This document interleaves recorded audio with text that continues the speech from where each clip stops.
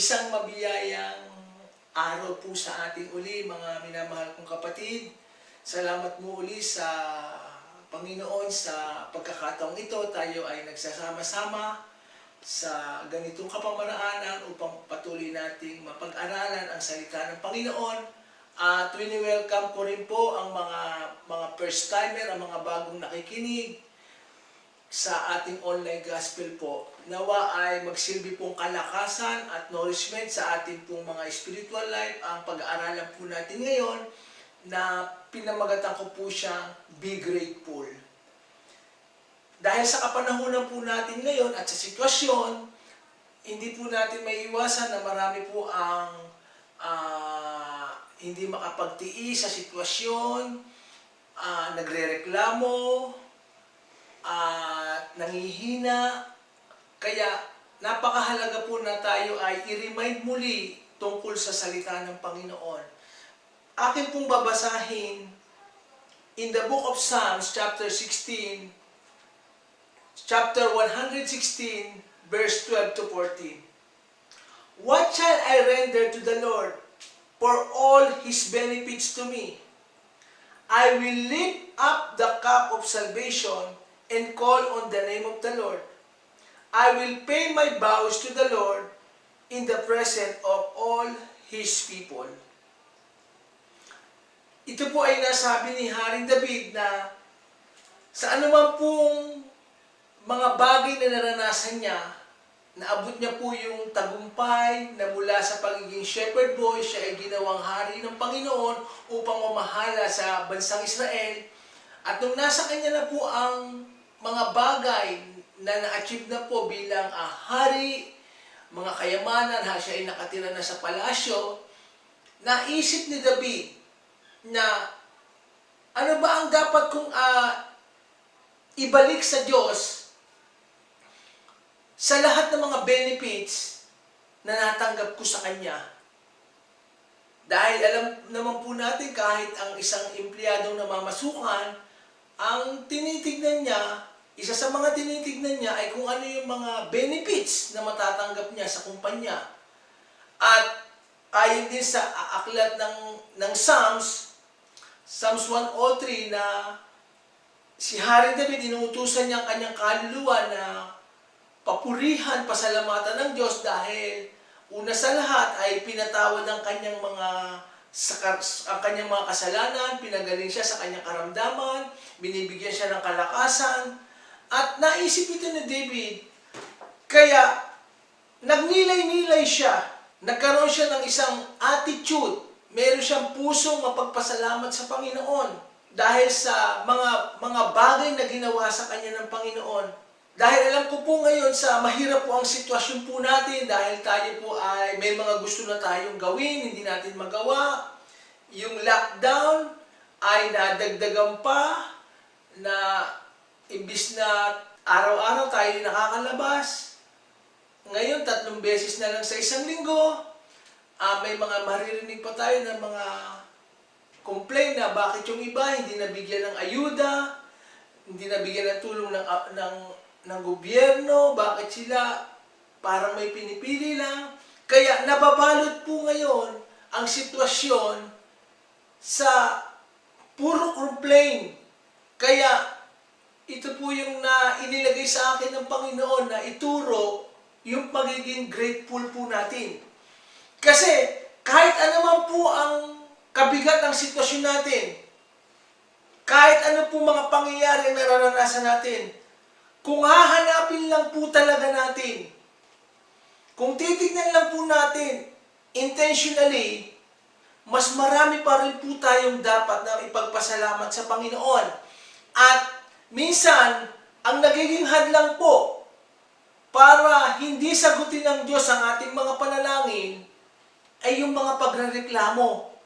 Sa pagitan po ng ating mga prayer request at saka yung sagot ng Diyos sa ating mga pananalangin, ang tinitignan ng Diyos yung ating attitude, yung attitude na mapagpasalamat. Kaya, si David po, ang sabi niya, verse 13, sa binasa po natin, I will lift up the cup of salvation and call on the name of the Lord. And I will pay my vows to the Lord in the presence of all His people. Si David, hindi lang siya yung may attitude na kung ano lang ang makukuha ko sa Diyos. Kung ano lang yung matatanggap ko sa Kanya. Ano yung mga benefits na mapapa sa akin.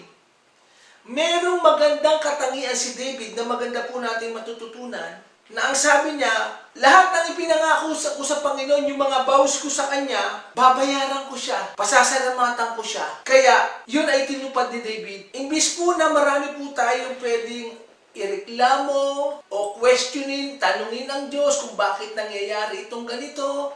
Minsan, nangyayari sa isang sumusunod sa kalooban ng Diyos na para bang nasasabi niyang mas pinagpapaala pa yung mga hindi sumusunod sa Panginoon. Samantalang ako sumusunod sa kalooban ng Diyos, ito yung nararanasan ko.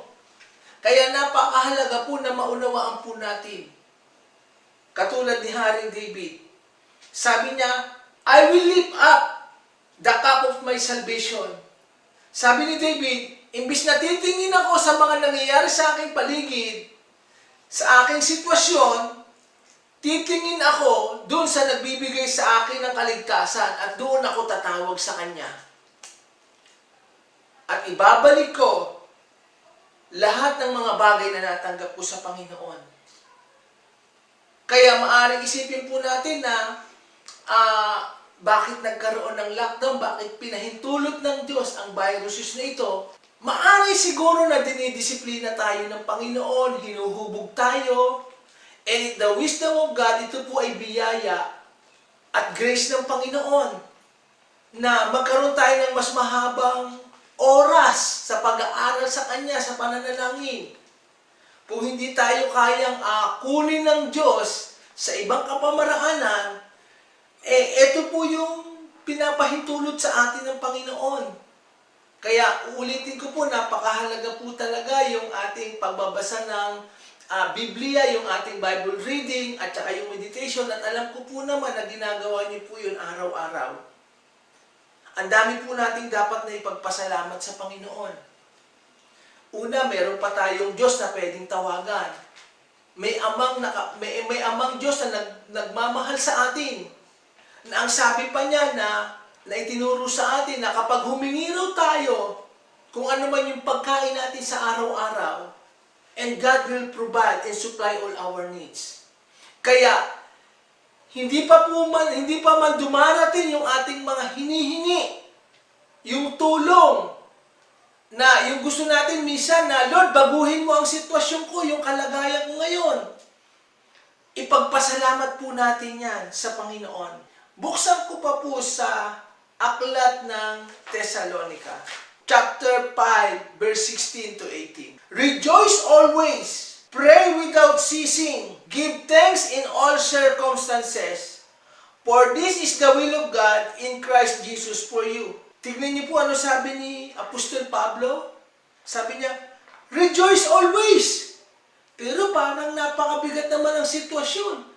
Pero ang sabi ni Apostol Pablo, rejoice always, magala kayo. And then, pray without ceasing. Manalangin kayo, araw-araw. Kaya nga, yung napag-usapan nga po namin dito sa amin po sa loob ng bahay, yung may lockdown po na Lunes, Miyerkules, Biyernes, tsaka Linggo, ay sama-sama kaming magpapamilya bukod sa ginagawa namin gabi ay yung magdo-dawn watch, mananalangin. Mas lalaliman pa po natin yung ating pananalangin, yung pagtawag sa Panginoon. At wag daw tayong manawa sa panalangin. Pray without ceasing. And then ano pa sabi ni Pablo? Give thanks in all circumstances. Parang ang hirap po gawin, ano? Rejoice always. Pray without ceasing. And then give thanks. Magpasalamat po tayo. Kasi, ipagpasalamat natin ngayon yung nangyayari sa atin na tayo ay nagkakaroon tayo ng kapahingahan. Nagbabakasyon tayo kasama ang pamilya natin. May mahaba tayong panahon para hanapin ang mukha ng Panginoon, mag-aral sa Kanyang salita. At ano pa pasabi ni Apostol Pablo? For this is the will of God in Christ Jesus for you. Ito raw po ang kalooban ng Diyos para sa atin. Kaya, ang Diyos po, ayon sa talatang ito, hindi po siya nagre-recommenda, hindi siya nagsasuggest. It is a command. Ang sabi niya, give thanks in all circumstances. Ano man ang kalagayan niyo sa buhay, ipagpasalamat pa po natin. Parang kilala po natin si Job. Wala na po sigurong hihigit pa sa naranasan ni Job. Na bukod siya ay nawala ng 10 anak, nawala lahat ng mga hayop niya, ang mga tupa niya, ang kambing, ang mga baka, tapos tinubuan pa siya ng sakit, ng boils mula ulo hanggang talampakan, siya ay nangangati araw at gabi, hindi siya komportable, pero nagawa pa rin ni Job na magpasalamat, na eto nga kahit asawa niya, imbis na suportahan siya, ang sabi sa kanya ng asawa niya, sumpain mo na ang Diyos sa sinapit mong yan at mamatay ka na. Pero anong sabi ni Job? Pasasalamatan mo lang ba ang Diyos sa panahon na may biyaya, na maalwan o komportable ka sa lahat ng bagay? Hubad tayong dumating dito sa mundo, hubad tayong aalis. At nagawa ni Job na patuloy na papurihan ng Panginoon at sambahin siya sa kabila ng kanyang nararanasan. Alam ko po na wala nang hihigit pa po sa naranasan ni Job. Pero si Job, meron po siyang isang ugali na mapagpasalamat. Ganon din po si Pablo at saka si Silas in the book of Acts chapter 16. Nung sila Pablo po ay nakulong, hinagupit sa liwasang pinahiya, at sila ay nilagay sa loob ng kulungan sa kasulok-sulukan. Ang katawan nila ay tadtad ng sugat, makate, gutom na gutom sila, pagod na pagod sila. Idagdag pa po natin na sila ay walang kasalanan, sila ay inosente. Ginagawa nila ang perpektong kalooban ng Diyos, sila ay nangangaral ng salita ng Panginoon. Pero yun ang sinapit nila. At alam po natin ang istorya, nung sila po ay nasa loob ng kulungan, sa hating gabing pong iyon, habang kasama nila ang mga bilanggo inside the prison, sila Pablo at si Silas po, pwede na po silang magreklamo, pwede silang magsisihan, pwede nilang sisihin ng Diyos, pwede silang mag-away, sisihin ang isa't isa. Pero anong ginawa po ni Pablo at saka ni Silas? Nanalangin sila at umawit sila. At yun ay napakalakas na panalangin at papuri dahil ayon sa salita ng Diyos, naririnig sila ng ibang mga nasa kulungan ng mga bilanggo. Kaya, nung nalugod po ang Diyos sa ginawa nila Pablo at saka ni Silas, dumating po ang sagot sa kanilang pananalangin. Kaya yun po, haba po tayo ay naghihintay sa mga sagot sa ating panalangin, yung mga breakthrough, yung mga increase, multiplication, mga favor, habang hinihintay po natin ang lahat ng mga yan, ipagpasalamat na po natin, magkaroon tayo ng isang attitude na pag-uugali, na laging nagpapasalamat sa Diyos, anuman ang sitwasyon. Totoo po, alam ko pong mahirap. At ito'y nagagawa lang ng isang matured Christian. Kaya kailangan ipaunawa po sa atin ito. Ang dami po nating mga bagay na ipagpasalamat sa Panginoon. Yang tayo pong pamilya ay sama-sama. Hindi naman tayo pinababayaan ng Panginoon. Meron tayong kinakain sa hapag ng kainan natin. Ang laking bagay na po yan, ipagpasalamat po natin sa Panginoon. Ang dami pong tao dyan ngayon, nasa ospital. May mga nag-positive, yung iba nauna na sila. Pero tayo, nandito pa rin. May plano pa po sa atin ng Panginoon. Kaya nga ang sabi, in everything, give thanks. Sa kwento po in the book of Luke, chapter 17, verse 11 to 19, ikikwento ko na lang po sa inyo na may 10 kitongin na lumapit sa Panginoon. At ang sabi ng Panginoon, habang siya ay papasok sa village, go and show yourself to the priest. Ipakita nyo at ipasuri ninyo ang inyong mga sakit doon sa priest. At habang po sila ay naglalakbay, habang sila ay binabagtas ang papunta doon sa priest, gumaling po silang lahat. Yung 10 ketongin, nalinis ang kanilang ketong. Ngunit isa lang po ang bumalik para magpasalamat. At ina-analyze ko nga kung saan nagpunta yung siyam, kung ano ang ginawa nila. Bakit isa lang ang bumalik para magbigay ng personal na pasasalamat ng gratitude sa Panginoon? At nakita ko po na yung iba, ini-enjoy na nila yung kanilang blessing, yung kagalingang natamo nila. Pero nakalimutan nila na bumalik at magpasalamat sa Panginoon. At kitang-kita po sa talata, sabi ng Panginoon, 10 kayong gumaling ha. Nasaan na yung siyam na gumaling? Ibig sabihin, hinahanap ng Diyos yung may mga ganong pag-uugali, may mga ganong attitude na being grateful, na bumabalik. Kasi, marami po kasi kapag nasagot na ang panalangin, naibigay na yung hinihiling, nag-i-enjoy na sila dun sa ibinigay. Kaysa bumalik sa Panginoon para magpasalamat. Kita niyo po sa ratio na sa 10, isa lang. Out of 10, isa lang ang may isang pusong nagpapasalamat. At yun ang hinahanap ng Panginoon. Na anumang bagay na natatanggap natin, na mga benefits, yung pag-iingat, yung protection ng Panginoon, at ito ay isang attitude din po na kailangang kagawian na ipagpapasalamat natin sa Panginoon. Basahin po natin mga kapatid, in the book of Habakkuk. Sa unang chapter po ng Habakkuk, chapter 1, verse 2, sabi po ng Habakkuk, O Lord, how long shall I cry for help, and you will not hear?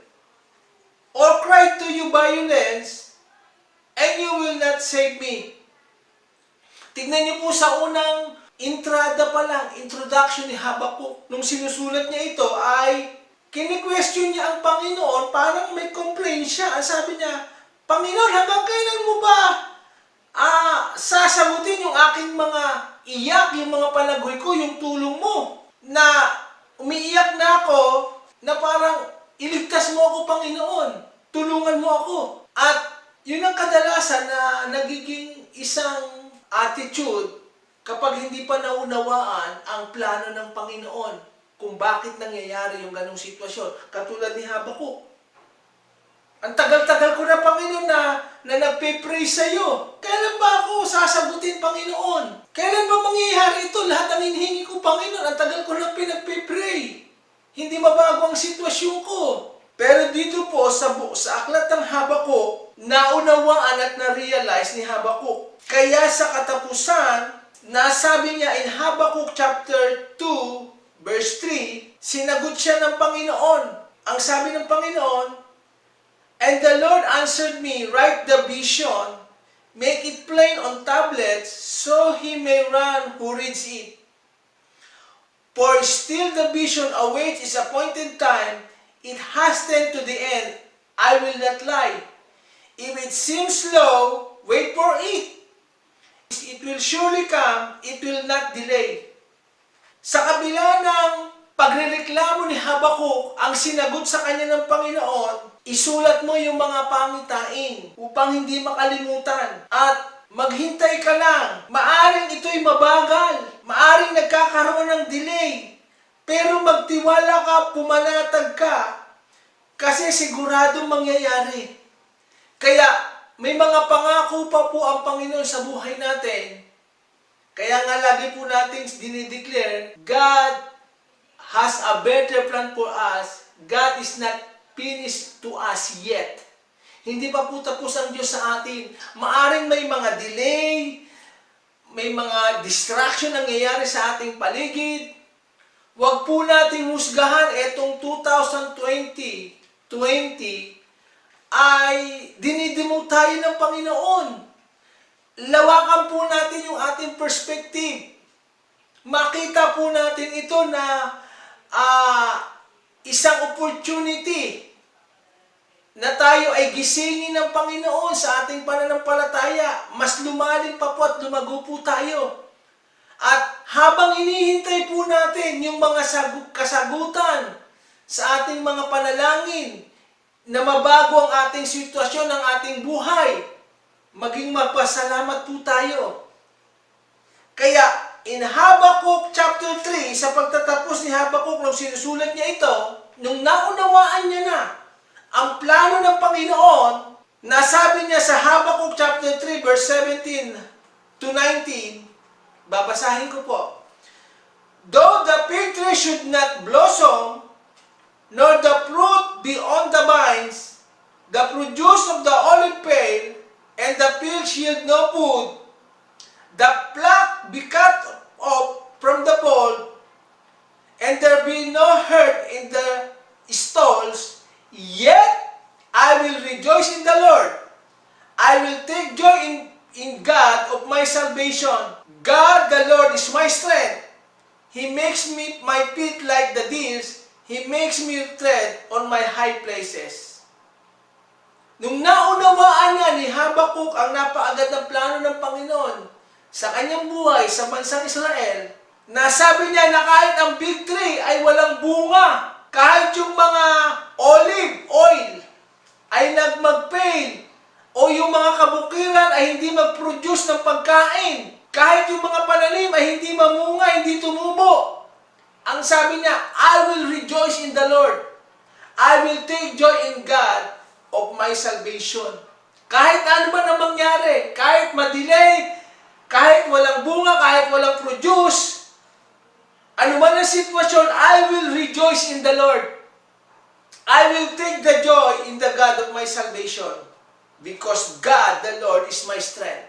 Kaya, kapag naunawaan po natin ang katuruan po ito na ibinabahagi ko po sa inyo, na magbibigay po ng nurture o paglago sa atin, wala po tayong sasayangin na araw-araw sa buhay po natin. Ipaliwanag ko lang uli mga kapatid, doon sa unang chapter, si Habakkuk ay nagko-complain. Nagre-reklamo siya sa kabutihan ng Diyos. Pero nung ipinaunawa sa kanya ng Panginoon na kailangan siyang matutong maghintay, kailangan siyang matutong manampalataya sa Diyos, kailangan niyang makilala ang Diyos, dun sa pagtatapos sa chapter 3, ang sabi niya, kahit wala lahat ng mga ito, yet I will rejoice in the Lord. Parang sa sitwasyon po natin ngayon, na hindi tayo makalabas, wala tayong masyadong income, parang nadidelay, parang bumabagal, hindi ako nagiging productive. Matuto lang po tayo magtiwala, mga kapatid.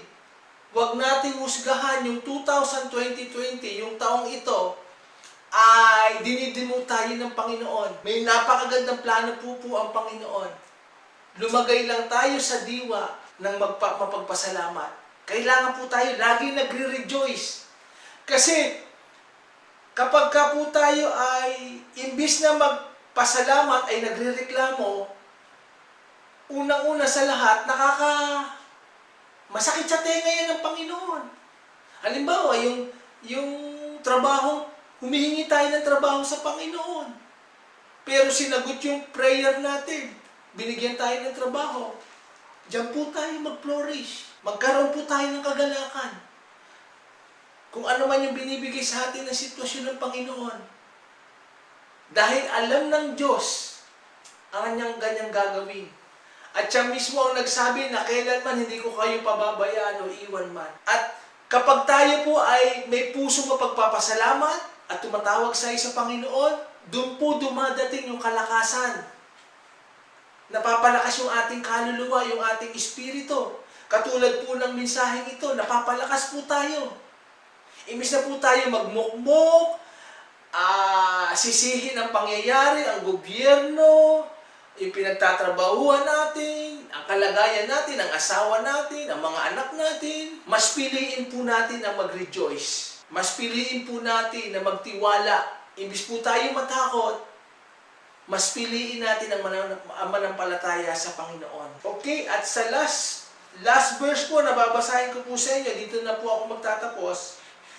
In the book of Romans, chapter 8, verse 28. And we know that for those who love God, all things work together for good for those who are called according to His purpose. Yun po ang susi. Ang sabi ni Apostol Pablo, alam natin na sa lahat ng nagmamahal sa Diyos, all things work together according to His purpose. Mas ipaliwanag ko pa po sa inyo.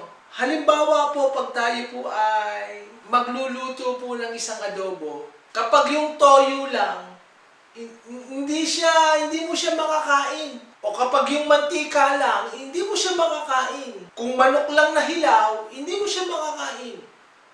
O kung yung patatas o kamote man na isasawag na hindi pa naluluto, hindi mo siya makakain. Kasi, yung pa lang ganun po sa sitwasyon natin. Parang, yung nangyayari sa atin, para siyang toyo lang na parang maano sa panlasa natin, hindi natin matanggap, hindi natin malasahan, hindi natin makain siya. Yung mga nangyayari sa atin ganitong sitwasyon. Pero pag naunawaan po natin na lahat yan ay pinagsasama-sama ng Panginoon, na kapag ang adobo ay niluto na, pinagsama na yung toyo, yung manok, yung mantika, yung patatas, nilagyan siya ng sahog, ng panlasa, at siya po ay niluto, lahat po yan ay kaya na pong kainin. Masarap na po siya sa panlasa. Kaya ang buhay po natin, minsan may nararanasan po tayong ups and downs, mga failure, mga bagay na beyond our expectation, na hindi natin matanggap. Lahat po yan, according to His purpose, pag naunawaan po natin yan, all things work together. Kaya ang mga nangyayari po ito sa atin, imbis na po tayo malungkot, imbis na tayo ay magmaktol, manisi, mas piliin po natin ang maging magpasalamat. At ang susi po rito, for those who love God, yung mga nagmamahal sa Diyos. Kaya, yan po ang wag pong mawala sa atin. Yung pag-ibig natin sa Diyos. Lagi ko nga po sinasabi, mawala na sa atin ang lahat. Wag lang yung pagmamahal natin sa Diyos. Kasi yun ang mahalaga sa lahat Na wag naman yung pagbiniyayahan tayo ng Panginoon, mas nag-i-enjoy na tayo doon sa mga bagay na ibinigay at nawawala at nababawasan ang pagmamahal natin sa Panginoon. God is a jealous God. Ayaw niya ng may kahati. Ayaw niya ng may kaagaw.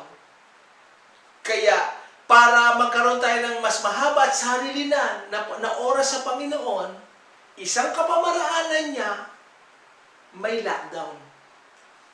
Na wala na tayong maibibigay pang mga dahilan. Na wala tayong panahon sa Panginoon. Dahil plinano niya po ito, in His wisdom, ang mga bagay na ito po ay maaaring mga pagdidisiplina o pagtutuwid upang mapalapit po tayo sa Kanya. Of course, may mga delay, may mga distraction, beyond our expectation, may mga shortage, may mga kakulangan. Ang hinuhubog po ngayon ng Panginoon sa atin ng Diyos ay yung ating mga karakter, yung ating mga attitude.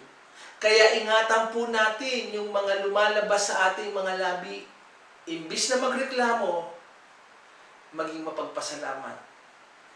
Kung may katabi po kayo dyan, sabihin mo sa kanya, imbis na maging mareklamo, maging mapagpasalamat. At kapag nabuhay po tayo sa ganyan pong pag-uugali, katulad ni Job, lahat ng nawala sa kanya, ibinalik ng Diyos. Dinoble pa. Katulad ni Habakuk, na umpisa, sinisisi niya na ang Diyos. Kini-question niya na kaagad ng Diyos. Nagre-reklamo na siya, bakit ang tagal ng tulong na dumarating. Pero nang naunawaan niya na, nagkaroon na po ng kagalakan ng puso niya. Kaya nasabi niya, I will rejoice in the Lord. He is the source of my strength. Ang pinagmumulan po ng mga resources natin, mga kapatid, ay hindi ang gobyerno. Hindi yung mga pinagtatrabahuan natin, mga channel lang sila. Ginamit sila ng Panginoon. Ang talagang source, ang talagang pinagmumulan ng ating lakas, ng biyaya, ng lahat ng kinakain natin araw-araw, lahat po ng yan, ang mga kagalingan, ay ang Panginoon. Kaya matuto tayong magpakumbaba at tumawag po sa Kanya. Amen? Nawa po ay magkaroon po ng pangunawa sa ating kaisipan ang katuruang ito na tayo po piliin natin maging masaya, katulad ni Pablo at ni Silas. At kapag nagkaroon po tayo ng ganyang pag-uugali, babaguhin po ng Diyos ang sitwasyon natin. Kasi wala naman po maitutulong kahit tayo magreklamo. Kahit questionin natin ang Diyos, wala pong maitutulong yan. Pero napakaganda po sa pandinig ng Diyos, yung tayo ay nagpapasalamat. Amen? At doon po kumikilos ang Panginoon. At yan po ay hinahanap ng Panginoon. Kaya be grateful. Ano man po ang sitwasyon natin. Ayaw po man natin, nahihirapan man tayo, may magandang layunin dyan ng Panginoon. Tignan natin ang kabuuan. Kapag yan po ay naunawaan po natin, ang Diyos po ay mapapurihan sa ating mga buhay.